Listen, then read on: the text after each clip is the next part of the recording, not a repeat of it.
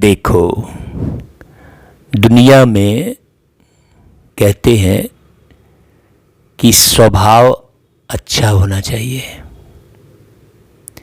और हमें किसी का स्वभाव पसंद आता है तो किसी का स्वभाव पसंद नहीं आता है। सारी विकृति, सारी गड़बड़ी एक दूसरे के स्वभाव और संस्कार इसके कारण होती है। तो परिवर्तन कहाँ करना होता है? दो ही चीज़ों में परिवर्तन करना होता है, एक स्वभाव में और एक संस्कार में। स्वभाव माने स्व यानी मैं स्वयं, आप स्वयं, और भाव यानी विचार। तो परिवर्तन कहाँ करना होगा? विचारों में। जैसे ही विचारों में परिवर्तन होगा वैसे ही स्वभाव में परिवर्तन होने लग जाएगा, और जैसे ही स्वभाव में परिवर्तन होगा वैसे ही संस्कार में भी परिवर्तन होने लग जाएगा। तो मूल परिवर्तन हमें कहाँ करना है? विचारों में। भाव से ही भावनाएं निर्मित होती हैं। अभी खेल कहाँ का है? भावनाओं का है। हाँ, तो बाबा आकर हमारे अंदर की भावनाओं में परिवर्तन लाते हैं। अशुद्धता कहाँ पर है? भावनाओं में। अपवित्रता कहाँ पर है? भावनाओं में। कोई व्यक्ति कितना भी मीठा बोल ले है, लेकिन यदि उसके अंदर की भावनाएं पवित्र नहीं हैं तो वो बोल कोई प्रभाव नहीं डालेंगे। कोई व्यक्ति कितनी भी प्यारी दृष्टि से देख ले, लेकिन जब तक उसकी भावनाओं में परिवर्तन नहीं है, हाँ, देख रहे हैं बहुत प्रेम भरी दृष्टि से, लेकिन अंदर में भावनाएं कटुता वाली है।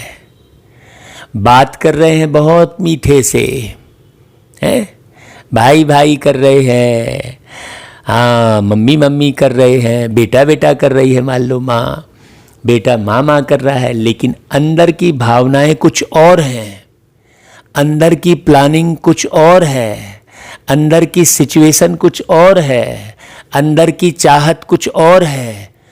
तो निर्माण, जो सुंदर दुनिया का निर्माण जो कल्पना किए हैं प्यारे बाबा, वो कभी नहीं हो सकता। तो परिवर्तन कहाँ लाना होगा? हर एक के भावनाओं में, विचारों में। बाबा की मुरलियों में बाबा के भाव भी हैं और बाबा की भावनाएं भी हैं।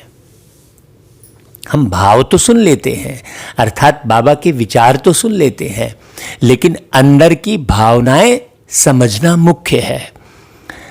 हर मनुष्य आत्मा के भावनाओं में परिवर्तन कब आएगा? जब परमात्मा की भावनाओं को समझेंगे।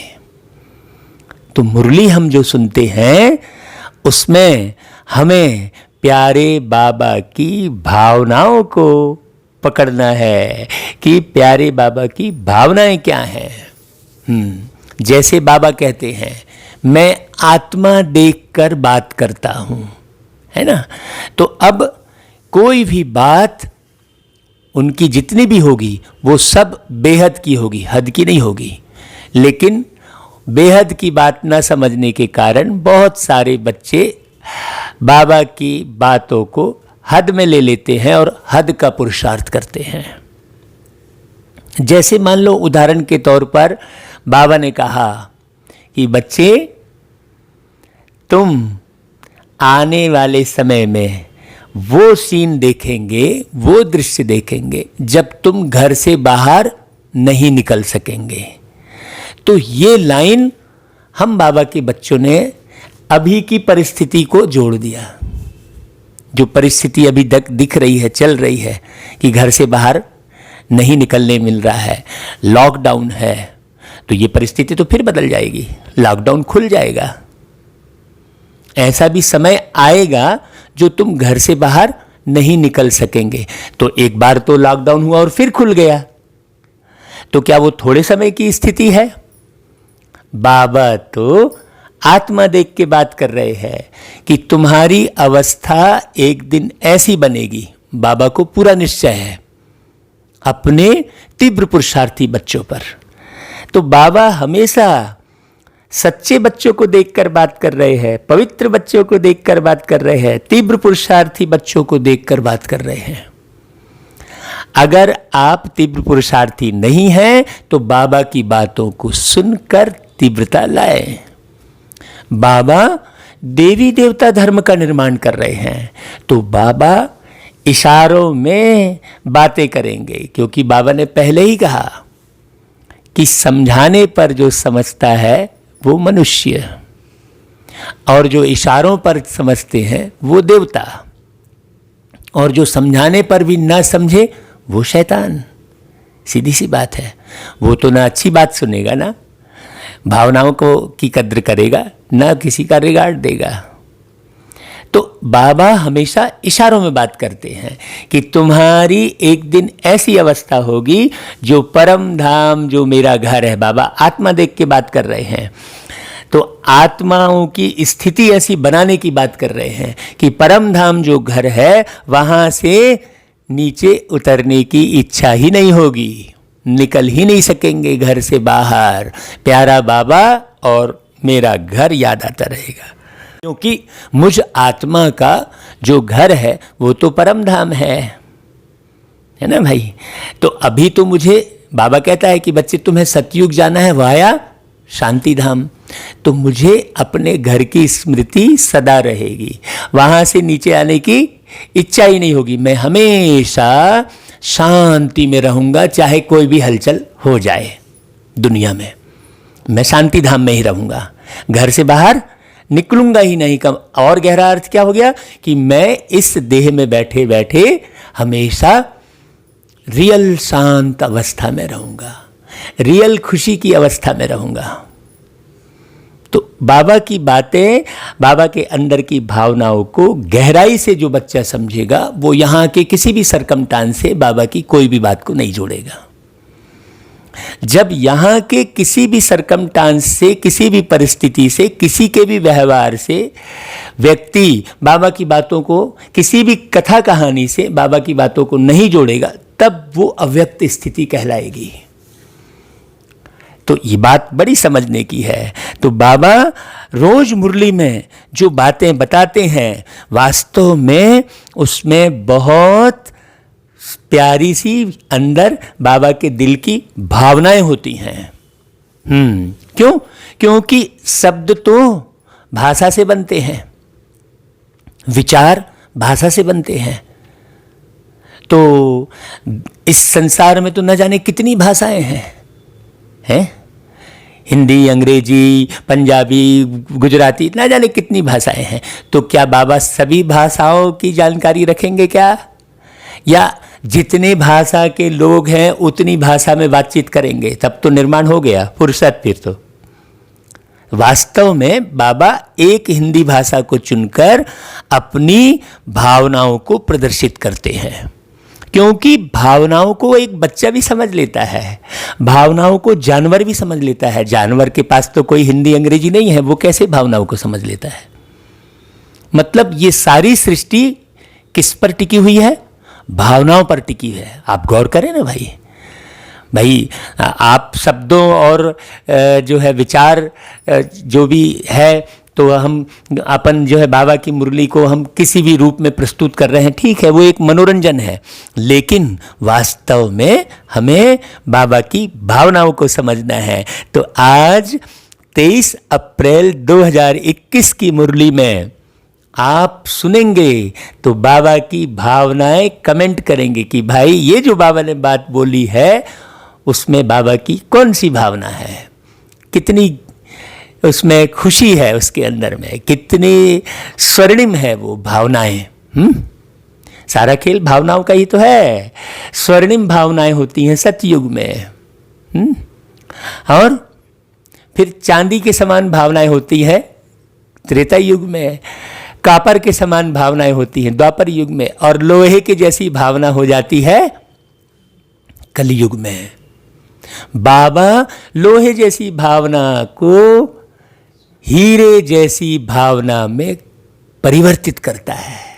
हाँ, अभी हम किरणें बोलते हैं, बस जैसे हीरे में किरणें निकलती हैं, तो शुद्ध और पवित्र भावनाओं वाला व्यक्ति निश्चित रूप से सतयुग में ऊंच पद पाएगा। तो मूल पुरुषार्थ क्या है? अपने अंदर की भावनाओं को परिवर्तित करना, है ना भाई? तभी आपके संस्कार भी बदलेंगे, तभी आपकी बुद्धि भी दिव्य बनेगी, तभी आप ऊंच पद के हकदार होंगे। तो आज बाबा कहते हैं, मीठे बच्चे, बाप की यह वंडरफुल हट्टी है, दुकान है। बड़ी गहरी बात है, समझना, जिस पर सब वैरायटी सामान मिलता है, और उस हट्टी के तुम मालिक हो। अब बताइए। बाबा पूछते हैं, इस वंडरफुल दुकानदार की कॉपी कोई भी नहीं कर सकता, क्यों? क्यों नहीं कर सकता भाई? कोई भी दुनिया में कोई इस दुकान की कॉपी नहीं कर सकता, क्योंकि यह स्वयं ही सर्व खजानों का भंडार है। ज्ञान का, सुख का, शांति का, पवित्रता का, सर्व चीजों का सागर है। जिसको जो चाहिए वह मिल सकता है। देखो बाबा कैसी भावनाएं उड़ेल रहे हैं। जिसको जो चाहिए वो मिल सकता है। ले ले जितना जी चाहे, दौलत की है भरमार रे, भर ले अंतर की झोली तू, मत कर सोच विचार रे। वो गीत सुना होगा आपने। जिसको जो चाहे ले सकता है, जिसको जो चाहिए वो मिल सकता है। अभी समझना बहुत गहरी बात भाई, क्या चाहिए आपको? निवृत्ति मार्ग वालों के पास यह सामान मिल नहीं सकता। हाँ भाई, सारा सामान कौन सा बताया बाबा ने? शांति, आनंद, प्रेम, पवित्रता, ज्ञान। ये तो संगठन में ही दिखाई देगा ना भाई। एक अलग थलग जाके हिमालय में कोई बैठ गया तो उसके पास थोड़ी रहेगा। ये सारा तो संगठन में रहेगा ना। बाबा आकर संगठन का निर्माण करते हैं, पवित्र संगठन का निर्माण करते हैं, छीरखंड रहने वालों का निर्माण करते हैं, पवित्र भावनाओं से भरे हुए लोगों का निर्माण करते हैं। तो जब तक भावनाएं पवित्र नहीं बनाई आपने, चाहे आप जितनी भी प्रदर्शनी लगा लो, चाहे जितने आप प्रोग्राम कर लो, गीत बना लो, कविता बना लो, जो करना है वो कोई काम नहीं आएगी जब तक अंदर की भावनाओं को पवित्र नहीं बनाया। इसलिए बाबा ने बहुत प्यारी बात बोली कि निवृत्ति मार्ग वालों के पास यह सामान मिल नहीं सकता। कोई भी अपने को बाप समान सागर कह नहीं सकते। बाबा तो शांति से भरे हुए हैं। क्यों भरे हुए हैं?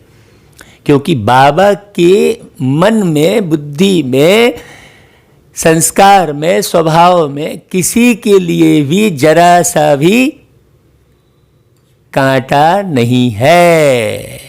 एकदम भरी हुई भावनाएं हैं तो शांति है, इसलिए शांति का सागर है। इसलिए मुरली शुरू करने के पहले बाबा ने क्या कहलवाया था कि भाई भावनाओं को ही पवित्र बनाना है, अपने अंदर की भावनाओं की जांच करना है। भावनाएं ही दूषित होती हैं तो मुझे खुशी पाने का कोई आधार ढूंढना पड़ता है इधर उधर। अगर भावनाएं दूषित नहीं हो रही हैं तो आप सदा खुश रहेंगे, आपको खुशी के लिए कुछ आवश्यकता ही नहीं रहेगी। जैसे बाबा को सतचित आनंद स्वरूप, प्यार का सागर, सुख का सागर कहते हैं, तो खुशी है ना भाई, सुख का सागर कहते हैं। बाबा को कोई जो है मनोरंजन करने के लिए कोई चीज देखने की आवश्यकता थोड़ी है बाबा को। बाबा स्वयं में ही सबसे सुंदर है, इसलिए सत्यम शिवम सुंदरम कहते हैं। तो बाबा कितना मीठा। तो बाबा को पाके हमारा गीत कौन सा निकलता है कि तुम्हें पाके हमने जहां पा लिया है, तुम्हें पाके हमने जहां पा लिया है, जमी तो जमी आसमां पा लिया है। अब इसे किसी भी अंदाज में गा लो भाई, है आप भी गा के सुना दो एक बार, चलो सुनाओ एक बार, किसी भी अंदाज में गा लो, कोई जरूरी थोड़ी है वही अंदाज में गा ले। आपके अंदर जो भावनाएं प्रकट हो रही है गा सकते हैं। तुम्हें पाके हमने जहां पा लिया है, तुम्हें पाके हमने जहां पा लिया है, ज़मीं तो ज़मीं आसमां पा लिया है, तुम्हें पाके हमने। तो दुनिया में ये गीत तो गाते हैं कि तुम्हें पाके हमने जहां पा लिया है, लेकिन क्या पाया है जहां? क्या सबके प्रति एक सी भावनाएं उत्पन्न हुई हैं? भाई ये जहान किससे बनता है? लोगों से ना। तो तुम्हें पाके हमने जहां पा लिया है, तो क्या पा लिया है? क्या लोगों को आपने पाया है?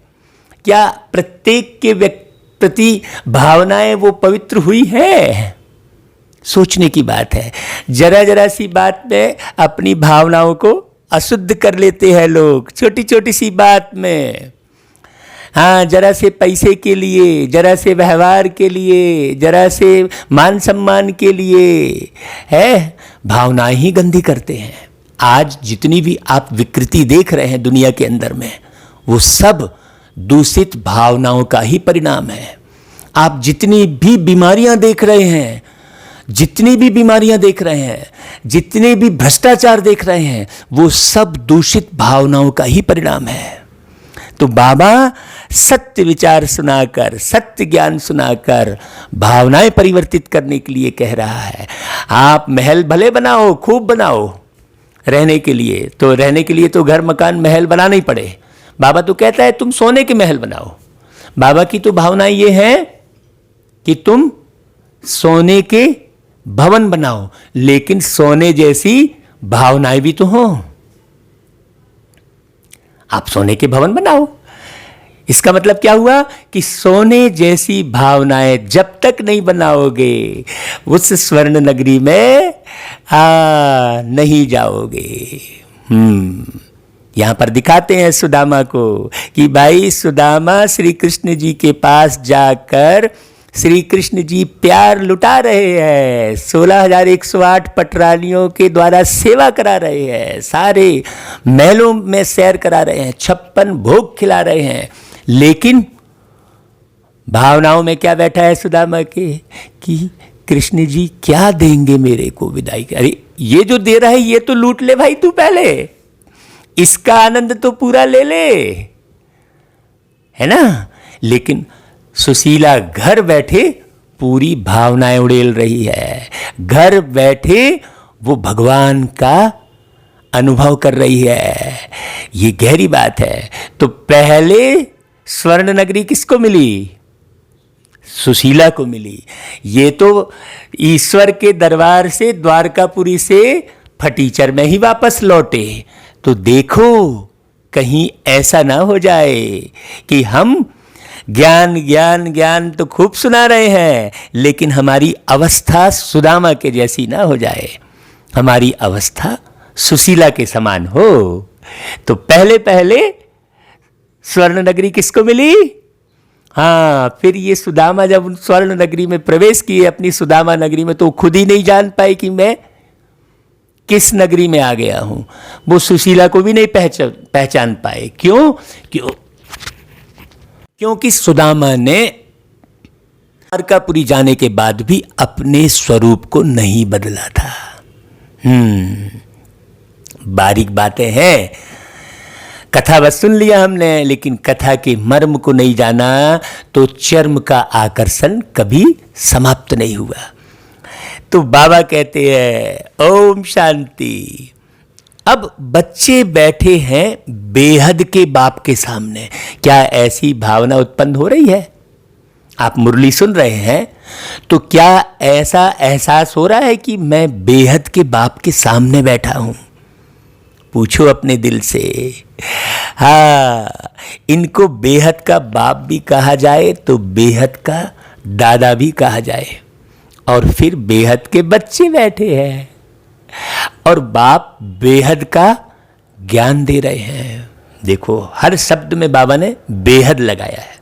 तो बेहद के बच्चे कहाँ हैं? तो क्या हम बच्चे बेहद की भावनाओं में स्थित हैं कि नहीं अपने नगर में स्थित हैं? कि अपने गांव में स्थित है, कि अपने घर में स्थित है? बेहद। इसलिए स्टार्टिंग में बाबा ने कहलवाया कि बेहद घर की स्मृति। अभी घर बैठने का अवसर मिला है तो हम कहाँ बैठे? बेहद घर में। कोई उसकी प्रैक्टिस नहीं करनी है। ये अभ्यास की चीज नहीं है। प्रेम कोई अभ्यास की चीज नहीं है। हम अभ्यास कर रहे हैं नहीं, प्रेम एहसास की चीज है। हाँ, प्रेम कोई अभ्यास की चीज नहीं है। योग कोई अभ्यास की चीज नहीं है। योग माना ही जोड़, संबंध, और संबंध के बीच में प्रेम ही होता है। तो हम अभ्यास करते बैठे हैं। हाँ, हम इतने दिनों से मुरली सुन रहे हैं, लेकिन हमारी भावनाएं बेहद में नहीं गई हैं। हद की बातें अब छूटी। अब बाप से बेहद का वर्षा लेना है। तो बेहद का वर्षा लेना है। और बाप के पास कौन सा बक्खर है? बोले, एक बार बक्खर बोले थे, और आज क्या बोले बाबा? हाँ, कि हट्टी है, दुकान है। कौन सा सामान है बाप के पास? बेहद में। बेहद का प्यार है, प्यार का सागर है वो। तो क्या मैं बेहद का प्यार रखा हूं अपने अंदर कि मैं पार्टिकुलर प्यार रखा हूं? आप देखना भाई, हमें जैसे ही मालूम पड़ता है कि ये चीज नुकसानदायक है तो झट अपना परिवार याद आएगा। अरे, उस चीज के चंगुल में कोई मेरे परिवार का सदस्य तो नहीं पड़ गया? सारी दुनिया पड़ रही है। कहीं पर किसी भी व्यक्ति की डेथ हो जाएगी, एरोप्लेन क्रैश हो जाएगी, ट्रेन एक्सीडेंट हो जाएगा। अगर उसमें आपके परिवार का सदस्य नहीं है तो आपको कोई फर्क नहीं पड़ता है, कोई फर्क नहीं पड़ता। लेकिन यदि उसी ट्रेन में आपके परिवार का कोई सदस्य है तो कितने विचलित हो जाते हो। तो हद की भावनाओं से उठकर बेहद की भावनाओं में जाना मूल बात है। इसलिए बाबा कहता है, अरे बच्चे, तुमको दुनिया की दुख भरी आत्माओं की पुकार सुनाई नहीं देती है? चित्कार मुझे तो सुनाई देती है उतनी दूर परम धाम में बैठकर। तो बाबा की भावनाओं को समझने की बात है। तो मनुष्यों को पता नहीं है कि हम क्या चाहते हैं। बेहद के बाप की हट्टी तो बहुत बड़ी है। क्या बोला बाबा ने? बेहद के बाप की हट्टी तो बहुत बड़ी है। सारा जग उस हट्टी में कौन है भाई? सारी आत्माएं हैं। हाँ, और बाबा के पास वो बहुत खजाना है। उनको कहा जाता है सुख का सागर। देखिए, पवित्रता का सागर, आनंद का सागर, ज्ञान का सागर। कोई दुकानदार होता है तो उनके पास बहुत वैरायटी होती है। तो यह है बेहद का बाप। इनके पास भी वैरायटी सामान है। क्या क्या है? बाबा ज्ञान का सागर है। ज्ञान माना समझ, सुख का, शांति का सागर है। भाई समझ माने कौन सी समझ? सारा जग परिवार है अपना, कोई नहीं है पराया। जैसी नजर से देखा हमने, वैसा उसको पाया। मन को मंगल मार्ग पे लाना सबसे बड़ी है कला। सोचो भला, करो भला, दोस्तों, बेहद की भावनाओं का ये गीत है। सारा जग परिवार है अपना। अब यदि कोई भी बच्चा, कोई भी व्यक्ति आपके साथ बेईमानी कर दिया, मान लीजिए, तो आपकी भावनाएं तुरंत बदल जाएंगी।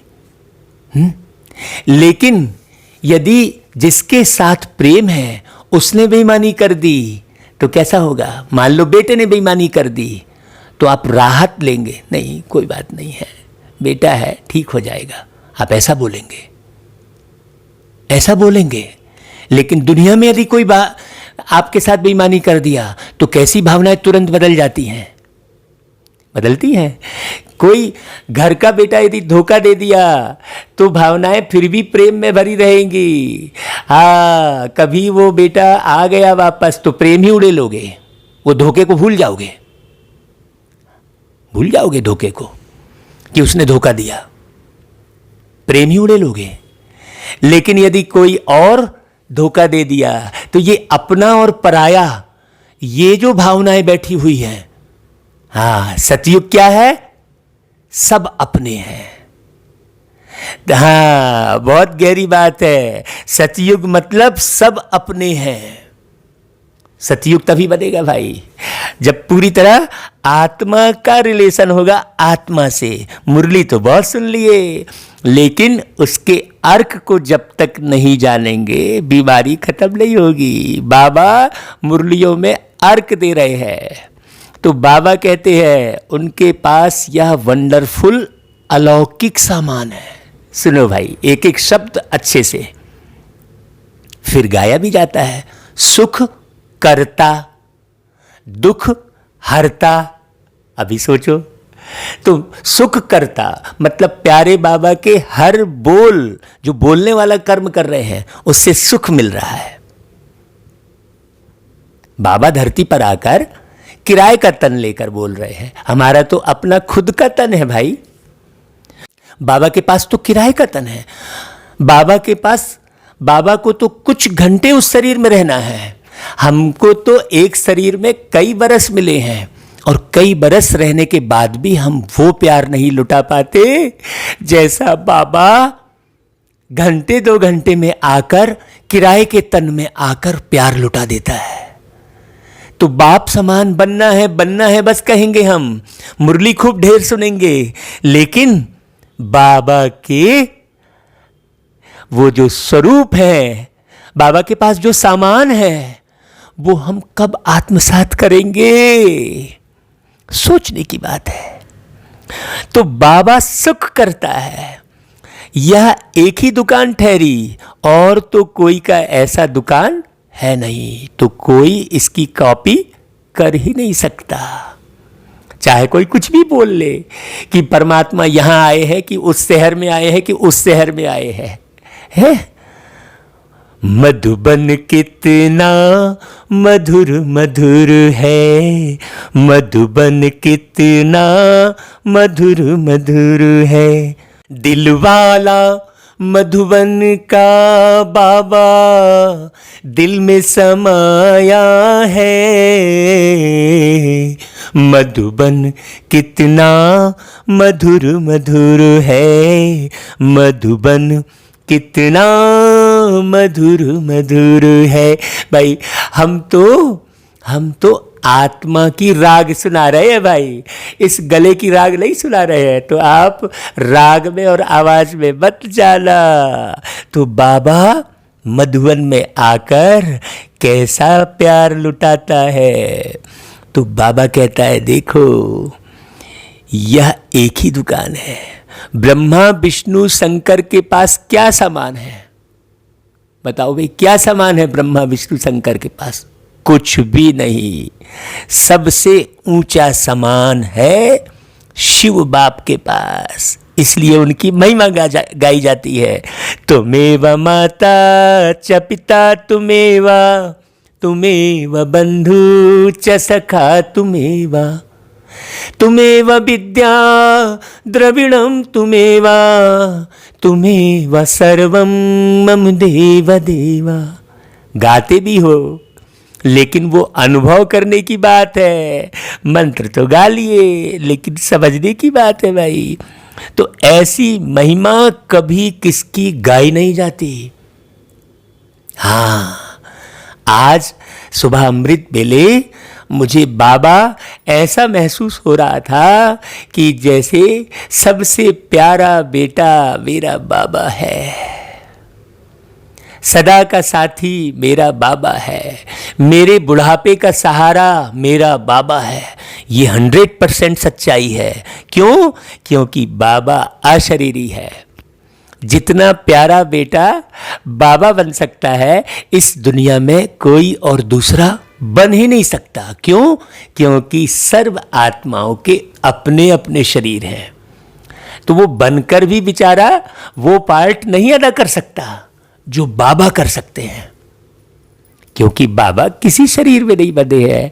भाई वो जो बेटा है उसका शरीर कभी बिगड़ेगा तो कैसे आपका साथ दे पाएगा? सोचने की बात है। और ये जो बाबा है इनका तो कोई शरीर ही नहीं है, तो बिगड़ने का कोई सवाल ही नहीं उठता। तो ऐसी प्यारी अनुभूति सहज हो रही होती है कि मेरा बाबा मेरा बेटा है, मेरा बाबा मेरा बाप है, मेरा बाबा मेरा टीचर है, सदगुरु है, भाई है, मित्र है, बहन है, माँ है। सब ये सब पढ़ने की चीज नहीं है कि इसे मंत्रों में पढ़ लिए हमने, तुमेव माता च पिता तुमेव, मंत्र गा लिए हो गया। भाई रिश्ते कोई पढ़ने की चीज है क्या? सोचने की बात है। रिश्ते निभाने की चीज है। जब रिश्तों को पढ़ने लगते हो ना तो वहां से विकृति आना शुरू हो जाती है। तो ऐसा ही मनुष्य ने क्या किया, एक दो को पढ़ना शुरू कर दिया तो क्या हो गया, सारी विकृति आ गई। तो मनुष्य एक दो को पढ़ने लगा तो भगवान को भी पढ़ने लगा। अरे भाई, भगवान कोई पढ़ने की चीज नहीं है, भगवान कोई मंत्रों में बांधने की चीज नहीं है, भगवान कोई मंदिरों में, मस्जिदों में, गुरुद्वारे में बांधने की चीज नहीं है। भगवान प्यार का सागर है, शांति का सागर है। उनकी कल्पना मात्र से ही हाँ रोम रोम खड़े हो जाते हैं। इसलिए वो गीत गाया, मेरे रोम रोम में बसने वाले राम, जगत के स्वामी ओ अंतर्यामी, मैं तुझसे क्या मांगू है। हाँ, अंतर्यामी का अर्थ ये नहीं होता कि तुम्हारे अंतर की भावनाओं को, तुम्हारे अंतर के विचारों को पकड़ता रहे, तुम्हारी सोच को पकड़ता रहे। अंतर्यामी का मतलब ये नहीं है कि तुम्हारे भूत भविष्य को सब मैंने जानकर तुम्हारी मदद करती रहे। अंतर्यामी का अर्थ ये है कि वो अंतर के प्रेम में डूबता है, शुद्ध प्रेम में। हाँ, अंतर जगत की यात्रा कहते हैं। बड़ी गहरी बात है, बहुत समझने की बात है। तो बाबा कहते हैं कि मनुष्य शांति के लिए भटकते रहते हैं। कोई को दवाई चाहिए, कोई को कुछ चाहिए, वह सब हद की दुकान है। दवाई से आपको शांति नहीं मिलने वाली है। हाँ, सारी दुनिया में सबके पास हद की चीजें हैं। यह एक ही बाप है जिसके पास बेहद की चीजें हैं। मुरली को बहुत मगन होकर सुनना मीठे भाइयों, इसलिए उनकी महिमा भी गाते हैं कि पतित पावन है, लिबरेटर है, ज्ञान का सागर है, आनंद का सागर है। यह सब वैरायटी वक्खर है, लिस्ट लिखेंगे तो बहुत हो जाएगी। कहते हैं पूरा जमीन को कागज बना दो, सारे जंगल को कलम बना दो, सागर को स्याही बना दो। इतना बेहद का बाबा है। जिस बाप के पास यह चीजें हैं तो बच्चों का भी हक है ना भाई उन पर। तो हक हासिल करो।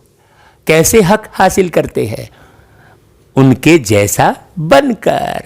यदि लौकिक में भी कोई बेटा बाप के समान है तो बाप उसके ऊपर न्यौछावर हो जाता है। हाँ, फिर वो नहीं देखता, फिर आंखें बंद करके लुटा देता है अपने बेटे पर। उसको मालूम है कि ये पूरा पूरा मेरे जैसा है, ये कोई भी चीज को बर्बाद नहीं करने वाला है, तो हक है उन पर। परंतु यह किसकी बुद्धि में नहीं आता कि जब ऐसे बाप के हम बच्चे हैं तो बाप की चीजों के हम मालिक होने चाहिए, मांगने वाले थोड़ी। अब शांति के लिए पुरुषार्थ कर रहे हैं, अरे मेरा बाप ही शांति का सागर है, तो तुम बाप के साथ जुड़ गए तो फिर पुरुषार्थ खत्म। प्रेम में कोई पुरुषार्थ नहीं होता है, प्रेम में कोई गिफ्ट नहीं होती है। प्रेम के बीच में यदि कोई सामान आ गया तो प्रेम निराकार नहीं रह जाता फिर। हाँ, बड़ी गहरी बात है। तो बाबा कहते हैं बाप आते भी हैं भारत में। अब कोई कहे भारत में ही क्यों आते हैं, तो आज सुबह बाबा ने उसका भी उत्तर दिया मुझे। भाई आप खेती किसानी कहाँ करोगे? बंजर भूमि में करोगे क्या? उपजाऊ भूमि में करोगे ना, है? तो भारत ही वो स्थान है जहां पर सब कुछ उपजाऊ है। आपने सुना होगा आयुर्वेद, ऋग्वेद, यथर्ववेद, सामवेद सब कहां है? भारत में ही है। भारत की जो हरियाली है, भारत का जो वातावरण है, वो आदि से। तो कहां आएंगे भाई? आप भवन का निर्माण कहां करेंगे भाई? उसी स्थान पर करेंगे ना जहां पर सारी सुविधाएं होंगी। जिस जमीन से पानी निकल रहा होगा वहीं तो रहने का इंतजाम करेंगे आप। तो बाबा स्वर्ग की स्थापना भी कहां करेगा? जहां पर सब कुछ मिल रहा होगा। तो इसलिए बाबा भारत में ही आते हैं भाई, और भारत में भी माउंट आबू की धरनी पर मधुबन में आते हैं। बाप के पास जो सब चीजें हैं वे जरूर ले आएंगे। उनके पास लेने लिए तो जा नहीं सकते, अपन तो नहीं जा सकते। बाप कहते हैं मुझे आना पड़ता है सब कुछ बांटने। कल्प कल्प कल्प के संगम पर मैं आकर तुमको सब चीजें दे जाता हूं। अब बाबा उस समय ही क्यों आते हैं? क्योंकि तुम गिरकर रोने लगते हो तो बाबा उठाने आता है। भाई एक बाप, बच्चा जब खेलता रहेगा तो दूर से देखकर बच्चे के खेल का आनंद लेगा ना। उठाएगा गोद में कब? जब बच्चा गिर जाएगा, धूल से सन जाएगा, तो सनी हुई धूल में ही वो बाप बच्चे को उठा लेगा। उस समय बाप ये नहीं सोचेगा कि अरे यार इसकी गंदगी मेरे कपड़े में लग जाएगी, नहीं सोचेगा, क्योंकि बाप बच्चे को बहुत प्यार करता है। इसलिए वो प्यारा बाबा भी संगम पर ही क्यों आता है? जब तुम मैले हो जाते हो तो बाबा तुमको मीठे बच्चे कहकर उठाता है। तो हमको भी बाप समान बनना ही है। ये सारी मुरलियां बाप समान बनाने के लिए चलती है। तो बाबा कहते हैं हम जो तुमको बख्तर देता हूं वह फिर कभी नहीं मिल सकता, इसलिए प्यार से भरकर ले लो भाई। आधा कल्प के लिए तुम्हारे भंडारे भर जाते हैं। ऐसी कोई अप्राप्त वस्तु नहीं रहती जिसके लिए तुम्हें पुकारना पड़े। भाई अभी वो स्थिति हो गई है ना भाई? हाँ, ड्रामा प्लान अनुसार तुम सब वर्षा लेकर फिर धीरे धीरे सीढ़ी उतरते हो। पुनर्जन्म भी जरूर लेना पड़े, ये तो सिस्टम है भाई।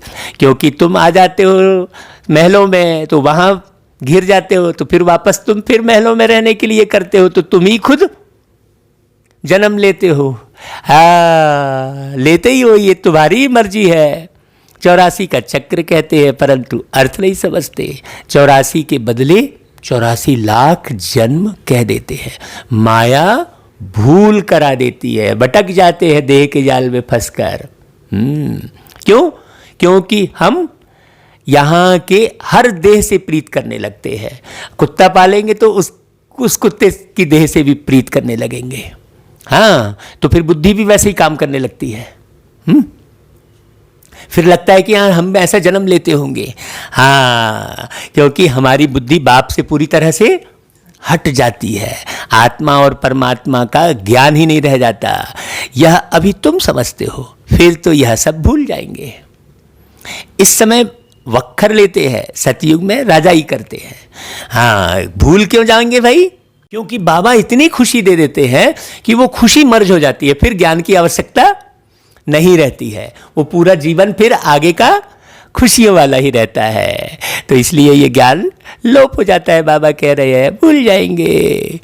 हाँ, तो बाबा कहते हैं सतयुग में राजाई करते हैं, परंतु फिर वहाँ यह पता नहीं रहता कि यह राजाई हमको किसने दी।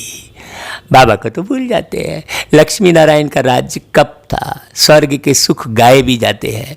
हाँ, स्वर्ग पधारा कहते भी है, सब किस्म के सुख देते हैं, इससे जास्ती कोई सुख और कहीं होता ही नहीं।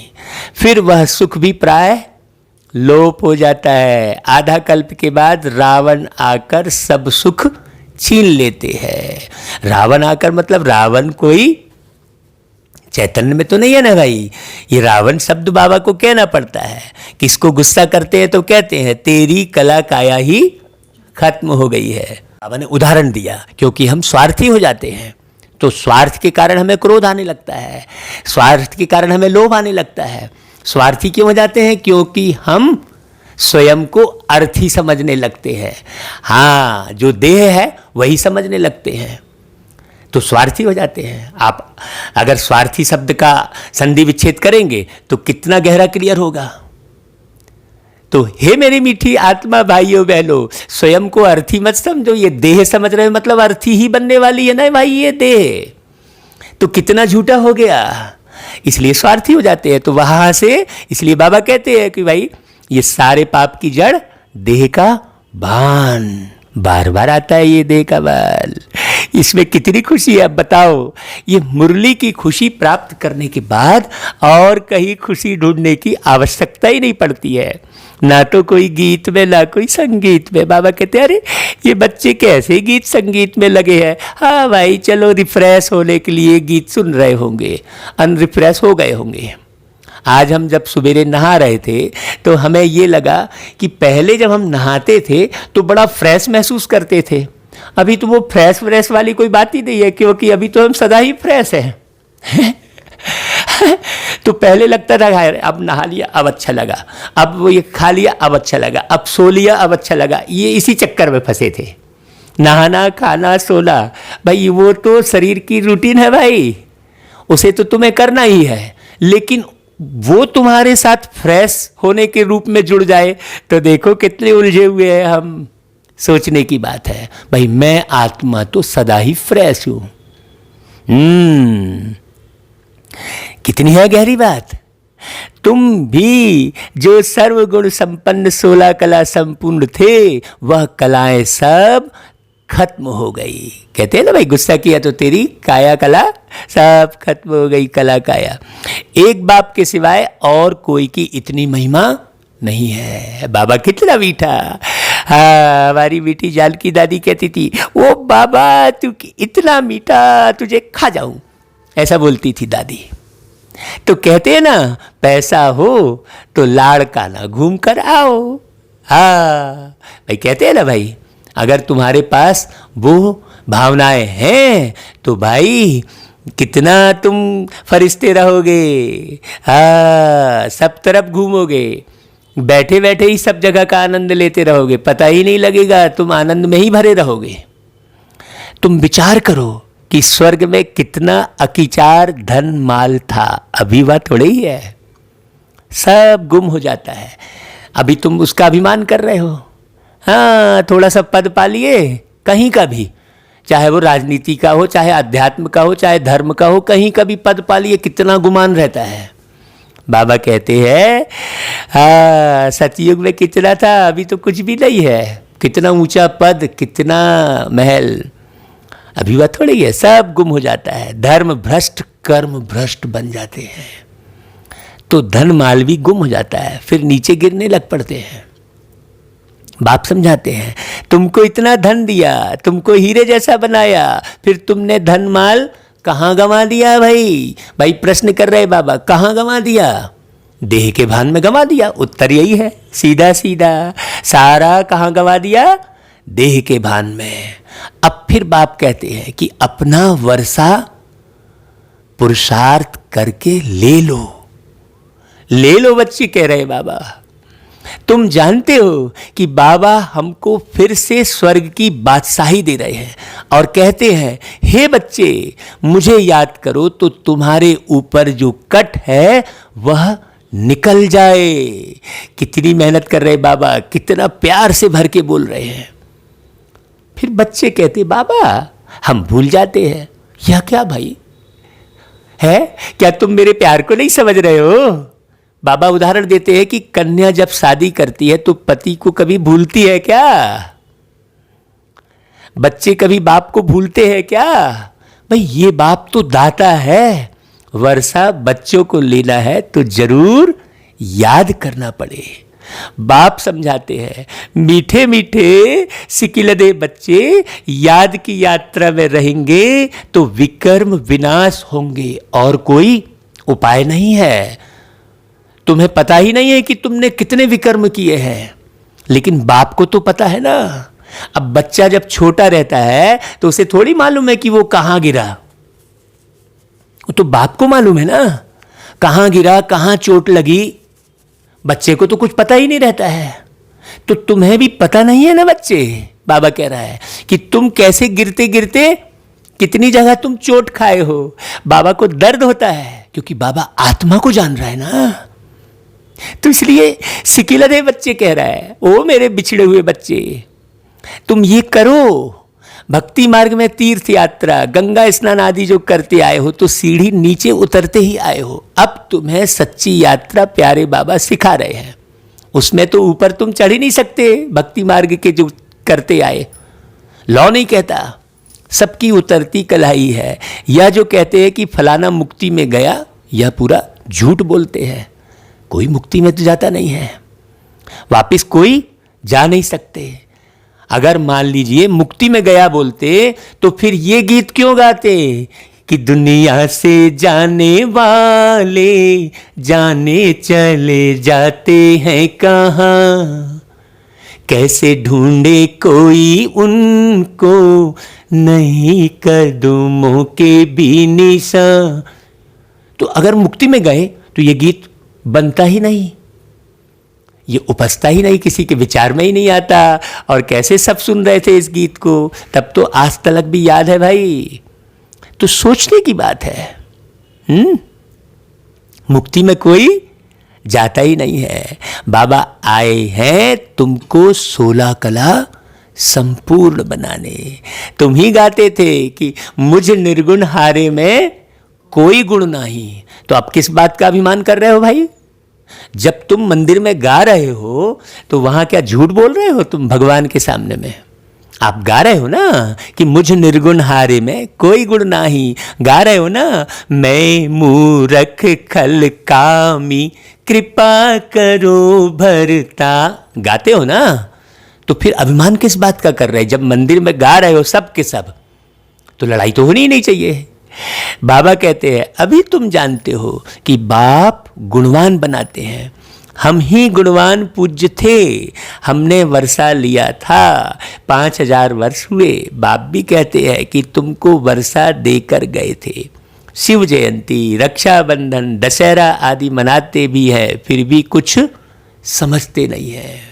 हाँ है नहीं भाई, सब कुछ भूल जाते हैं। फिर बाप आकर याद दिलाते हैं। भाई बाबा ही आकर 10 दिशाओं को हरा भरा कर देते हैं, तो उसकी याद में तुम दशहरा मनाते हो। हाँ, पूरा सारी सृष्टि ही बदल जाती है, लेकिन तुम सब भूल जाते हो। फिर बाप आकर याद दिलाते हैं तुम ही थे, फिर तुमने राज्य भाग्य गवाया है। बाप समझाते हैं अब यह सारी दुनिया पुरानी जड़जड़ी भूत है। दुनिया तो यही है, यही भारत नया था अब पुराना हुआ है, तो पुराने से दिल अब हटा लो। बाबा से दिल लगा लो, स्वर्ग की बादशाही पा लो। बाबा चिरोरी कर रहा है। हाँ, स्वर्ग में सदा सुख होता है, कोई टेंशन थोड़ी दे रहा है। कई तो ज्ञान का टेंशन कर लेते हैं। अरे ज्ञान कितना सरल, उसे कितना टिपिकल क्यों बना रहे हो भाई? बाबा इतने मीठे से प्यार से, बाप है भाई, वो शिक्षक बन के पढ़ा रहा है अपने बच्चों को, और कोई शिक्षक तो ठहरा नहीं। अब भाई जब मान लो बच्चा स्कूल जाता है लौकिक में भी और शिक्षक पढ़ाता नहीं है, तो फिर बाप मेहनत करता है ना घर में बैठ के पढ़ाने की, कि अरे यार अब स्कूल के भरोसे काम नहीं चलेगा भैया, घर में ही पढ़ाओ। तो बाप ने देखा कि कोई ढंग से बाप समान बनकर पढ़ाने वाला मेरे बच्चों को कोई है नहीं, तो बाप स्वयं आकर शिक्षक बन के पढ़ा रहा है। तो कितने प्यार से पढ़ा रहा है बाबा। तो बाबा कहते हैं कि पुराना जो है ये कखपन सब छोड़ो, स्वर्ग में सदा सुख होता है। फिर द्वापर से जब दुख शुरू होता है तब यह वेद शास्त्र आदि बनते हैं। ये बात समझो अच्छे से। भक्ति करते करते जब तुम भक्ति पूरी करो तब भगवान आए ना। अब तुम ही उलझे हुए हो, है ना भाई। तुम अब मान लो मैं किसी के घर में जा रहा हूँ, वो कोई काम धाम में लगा हुआ है, तो मैं कैसे बोलूँ? जब वो अपना काम धाम पूरा कर ले तब मैं उसको बोलूँ, समझूँ अच्छे से।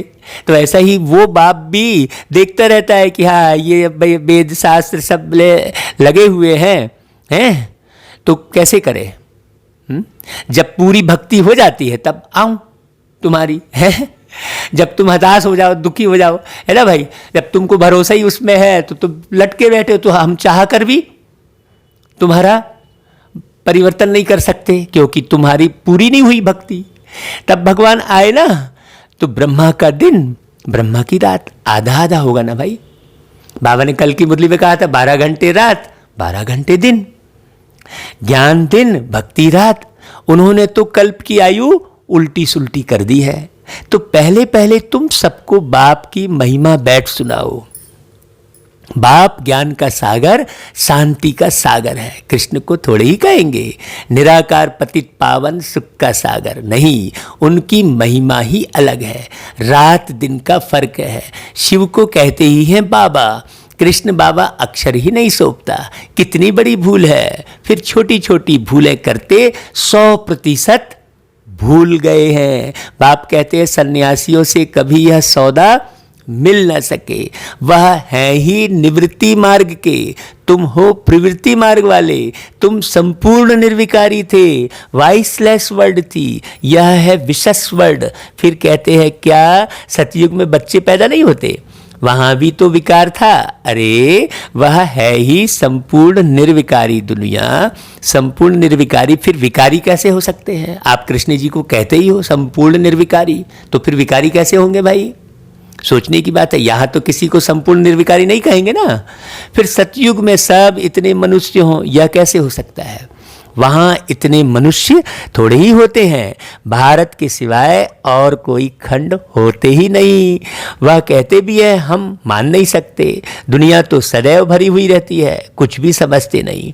बाप समझाते हैं कि भारत गोल्डन एज था, अब तो आयरन एज पत्थर बुद्धि है। अब तुम बच्चों ने ड्रामा को समझ लिया है। गांधी आदि सब राम राज्य चाहते थे, परंतु दिखाते हैं कि महाभारत लड़ाई लगी, बस फिर खेल खत्म। भाई लड़ाई लगी फिर क्या हुआ भाई? हाँ, कुछ भी दिखाया नहीं है। बाप बैठ यह समझाते हैं, यह तो बिल्कुल सहज है। शिव जयंती मनाते हैं तो जरूर शिव बाबा आते हैं। वह हेवनली गॉड फादर तो जरूर हेवन के गेट खोलने आएगा ना भाई। आएंगे भी तब जब हेल होगा, सीधी सी बात है। हेवन के द्वार खोल हेल के बंद कर देंगे। हेवन के द्वार खुले तो जरूर सब हेवन में ही आएंगे। यह बातें कोई डिफिकल्ट नहीं है, लेकिन लोगों ने बना दी है।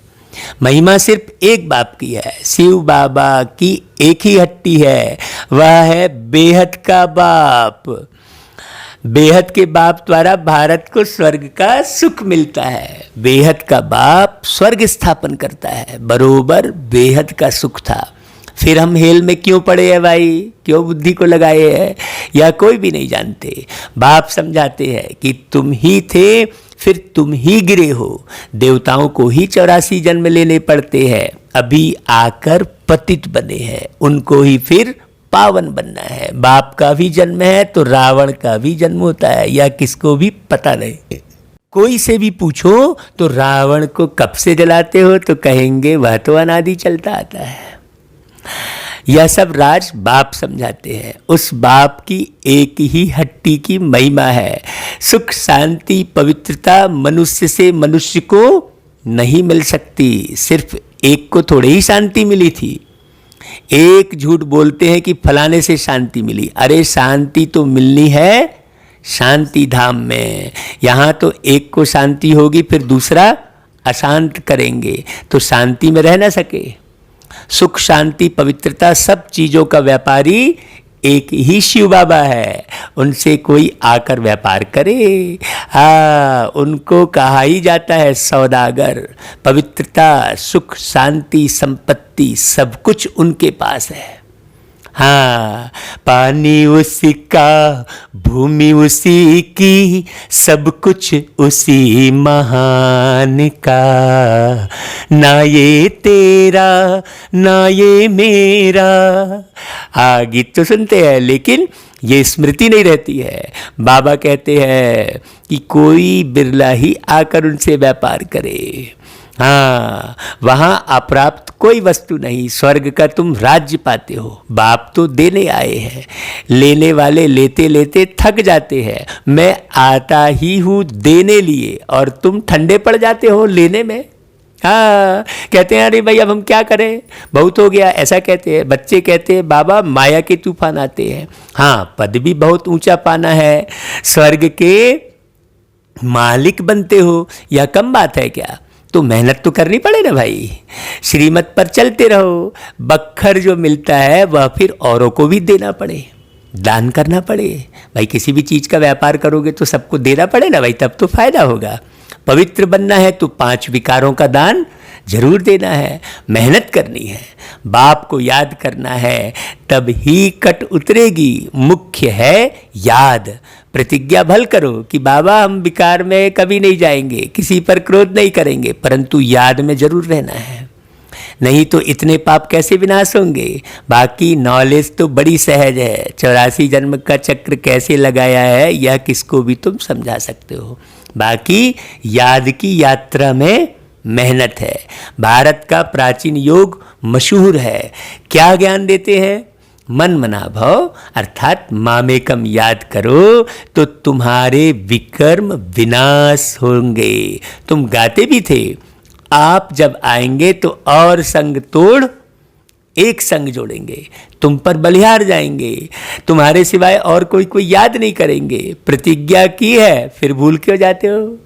कहते भी है हथ कार्डे दिल यार्डे, कर्म योगी तो तुम हो। धंधा आदि करते बुद्धि योग बाप से लगाना है। मासुक बाप खुद कहते हैं तुम आशिकों ने आधा कल्प याद किया है, अब मैं आया हूँ मुझे याद करो। यह याद ही घड़ी घड़ी भूल जाते हैं। इसमें ही मेहनत है। कर्मातीत अवस्था हो जाए तो फिर यह शरीर छोड़ना पड़े। इसकी भी बड़ी गहरी बात है। पिछले मुरलियों में इसका अर्थ बताए थे, शरीर छोड़ने वाली बात। जब राजधानी स्थापन हो जाएगी तब तुम कर्मातीत अवस्था को पाएंगे।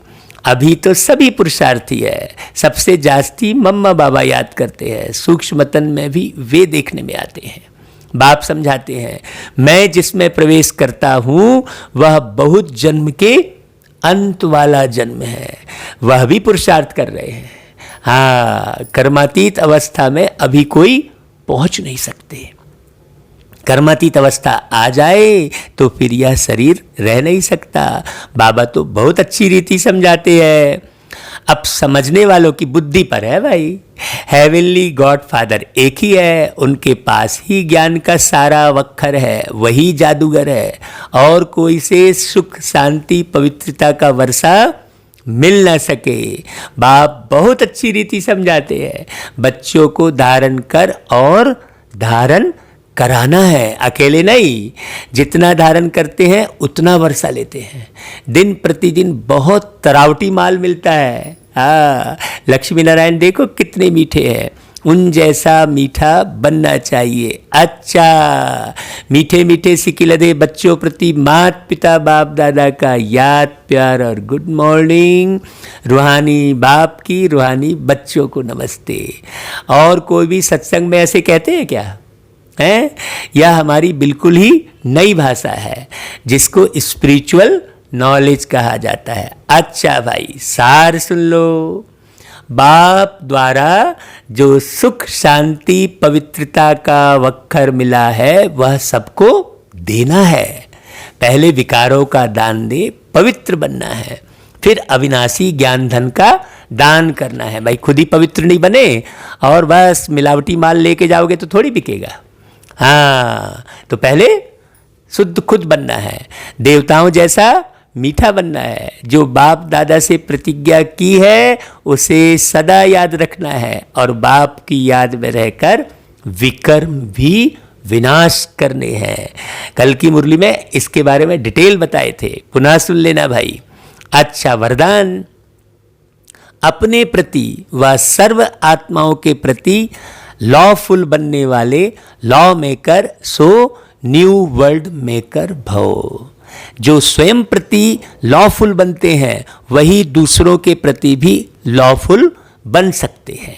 जो स्वयं लॉ को ब्रेक करते हैं वह दूसरों के ऊपर लॉ नहीं चला सकते। इसलिए अपने आप को देखो कि सवेरे से रात तक मनसा संकल्प में, वाणी में, कर्म में, संपर्क व एक दो को सहयोग देने में व सेवा में कहाँ भी लॉ ब्रेक तो नहीं होता है।